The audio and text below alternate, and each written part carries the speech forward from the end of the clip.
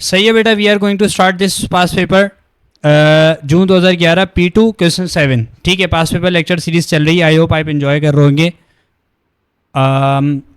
क्या कहा है सवाल में, in the diagram ABCDEF is a hexagon with rotational symmetry of order 2।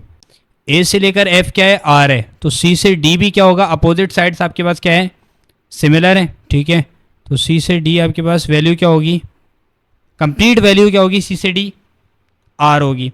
Similarly ई से एफ क्या कहा हुआ है, क्यू कहा हुआ है, तो सी से बी क्या है, सी से आपके पास बी भी क्या होगी, क्यू होगी। ठीक है, और ई से डी क्या कहा हुआ है, ई से डी आपके पास कहा हुआ है 2P है।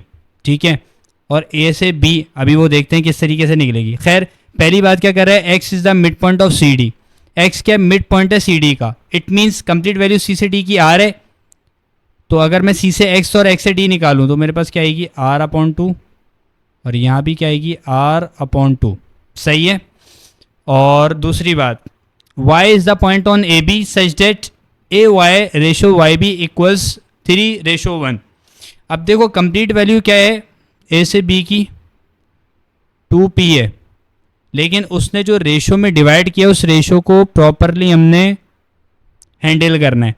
देखो ए से y क्या कहा हुआ है, वैल्यू 3, और y से b 1 है। ठीक है, तो यहाँ पर लाजमी है कि ए से बी कंप्लीट क्या आएगा, 4।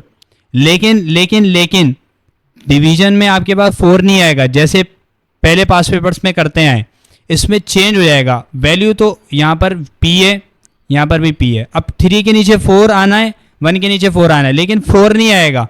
क्यों नहीं आएगा, वजह यह है कि आपके पास कंप्लीट वैल्यू क्या है से बी की, 2P है। तो मुझे 2P बनाने के लिए 3 के नीचे क्या करना पड़ेगा, डिवाइड बाय 2, और 1 के नीचे भी डिवाइड बाय 2। ये क्यों कर रहे हैं, क्योंकि हमने वो वैल्यू यहाँ पर लिखनी है कि जब उन वैल्यूज़ को हम ऐड करें तो हमें क्या आंसर दे, वो हमें आंसर दे रहा हो 2P। क्लियर हो रहा है बेटा। अब देखो 3/2 और +1/2 आंसर क्या देगा आपको, 2 देगा, और P एज इट इज आ जाएगा। तो 2P आपके पास आ रहा है जब हम इस फॉर्म में रेशोज को लिख रहे हैं। ठीक है, बात क्लियर हो गई। अब बस कहानी ख़त्म, सिंपल हमने क्या करना है, वैल्यूज़ को फाइंड आउट करना है in terms of P, Q and R। सबसे पहले हमने क्या निकालना है, EA। तो EA निकालने के लिए ये क्या करना पड़ेगा, EF plus FA, EF plus FA। ठीक है, तो क्या हो जाएगा, EF Q हो जाएगा, और FA जब जाओगे तो A से F आ रहे हैं, लेकिन हम कहाँ जा रहे हैं, अपोजिट जा रहे हैं, तो आपके पास क्या आ जाएगा, -R। सही है, तो ये EA आ गया। सेकंड पार्ट क्या कह रहा है, सेकंड पार्ट कह रहा है FC फाइंड आउट करो। तो FC फाइंड आउट करने के लिए क्या करना पड़ेगा, F से C जाना है। तो F से C जाने के लिए FE plus ED plus DC। सही है, तो आपके पास वैल्यू क्या आएगी, वैल्यू सिंपल आपके पास आ जाएगी, F से C जा रहे हैं, F से E जा रहे हैं तो -Q, E से D जा रहे हैं तो +2P। सही है, और D से C जा रहे हैं तो आपके पास साइन अपोजिट हो रहा है, -R आ जाएगा। सही है, so this is the required answer of FC। ठीक है, अब मुझे क्या निकालना है, FY निकालना है। तो क्विकली मैं फाइंड आउट कर लेता हूँ FY।